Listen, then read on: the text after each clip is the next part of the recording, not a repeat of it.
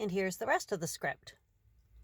The pandemic caused by the COVID-19 virus has changed many aspects of public education in Michigan. In addition to the immediate need to develop distance learning plans, schools are also planning for a big financial challenge. Here's how COVID-19 is impacting school funding in our state. In the short term, districts added costs as they quickly prepared for remote learning for the remainder of the school year this spring. Three big areas of new expenses were ensuring that students in need continued to receive meals, making significant investments in technology, including laptops, mobile hotspots, and other tools to help students learn online, printing and distribution of instructional packets, and printing and distribution of instructional packets. Although in-person instruction ended for the school year on March 13th, school districts did not get significant savings from schools being closed, and here's why. In order for school districts to continue receiving state funding, they had to continue to pay all school employees. That's according to the governor's executive order. In order for school districts to continue receiving state funding, they had to continue to pay all school employees according to the governor's executive order.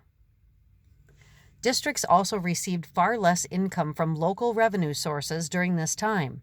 Some of these sources include gate receipts from athletic events, pay to participate fees for extracurricular activities, and revenues from fee-based childcare and preschool programs. Districts will see some cost savings from expenses like utilities, bus fuel, substitute teacher costs, and supplies. But since the school year was nearly completed, the savings from these areas are pretty small. Okay, then I gave you the next part. Let me get to the end here. On average, Kent ISD districts had only a 1.5% surplus in their operating budgets last school year before COVID-19. A sudden reduction in state funding will result in immediate shortfalls in districts' local budgets. Let's try that again. A sudden reduction in state funding will result in immediate shortfalls in local district budgets.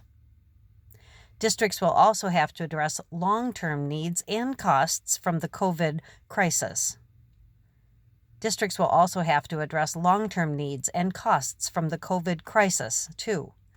Some of these costs include providing personal protective equipment, modifying facilities for social distancing, expanding remote learning options with more technology and online access.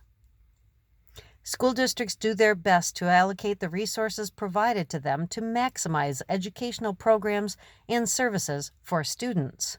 Without significant federal assistance, extremely difficult decisions will have to be made by districts, which will unavoidably impact educational programs for students. For more on school finance, go to kentisd.org. For more on school finance, go to this website.